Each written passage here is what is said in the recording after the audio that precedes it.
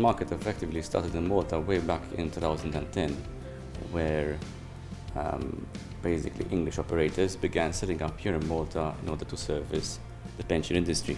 The way that the whole market developed is effectively focused at servicing the English market in terms of non-domiciled individuals who effectively would like to move their pensions out of the UK.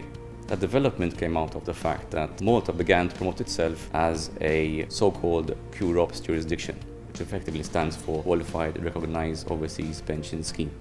The market then developed into a number of operators. They started off obviously slowly, and then a number of them began to come to Malta. That's where pensions was actually put on the Maltese map. The Maltese regulations at that stage were actually focused towards occupational plans. These schemes are effectively set up mainly as trust vehicles, and that is in fact the most popular way of setting up a pension scheme. As things developed, then these schemes began to set up in other ways.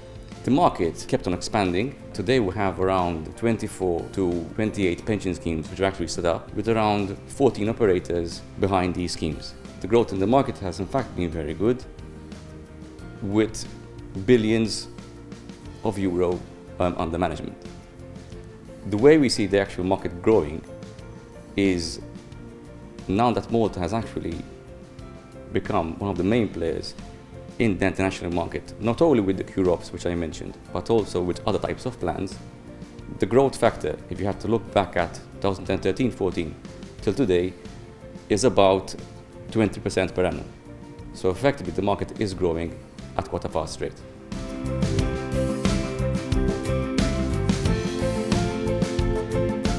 The reasons why pension schemes actually set up here are mainly three. I would say definitely the actual fiscal regime here in Malta, like any other financial service, obviously helps. We have a very good double tax agreement network, which therefore helps people move their funds out of Malta and therefore pay tax on their pensions in the country where they're going to reside, if there is in fact a double tax agreement with Malta.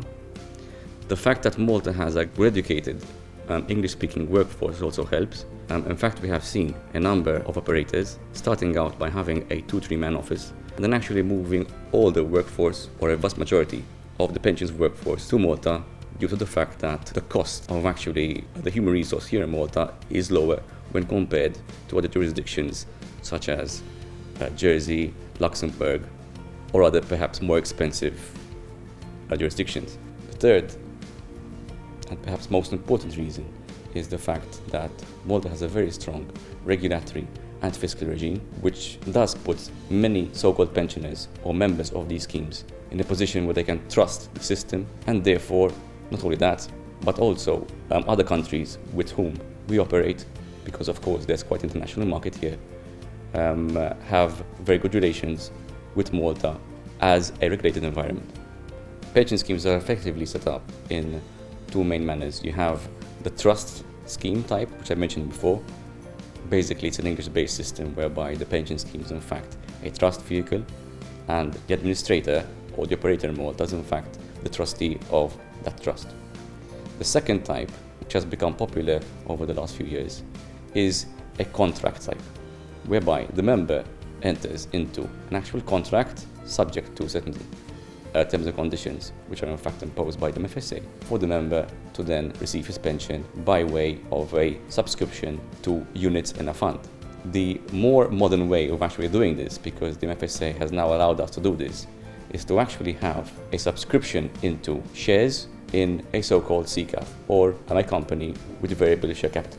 This is the new type of scheme which is in fact being used now, and some members are in fact applying at the moment to actually have licenses to operate these new CCAF type of schemes. We're also seeing large interest in a Maltese scheme, which is effectively set to market pensions, or so-called third pillar pensions, for Maltese individuals, therefore now for Maltese domiciled persons, on the back of these new fiscal incentives which the government has introduced over the last few years.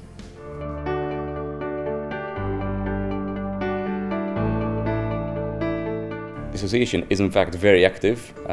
We have been lobbying with the MFSA and with the Land Revenue and with any other body with whom we obviously have an interest.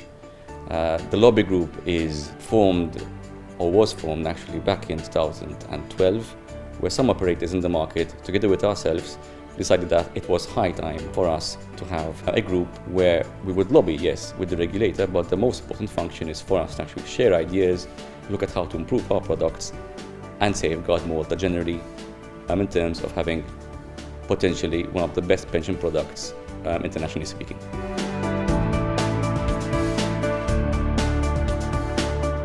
Over the next few years, I'm certain that the Maltese pension industry will continue to grow.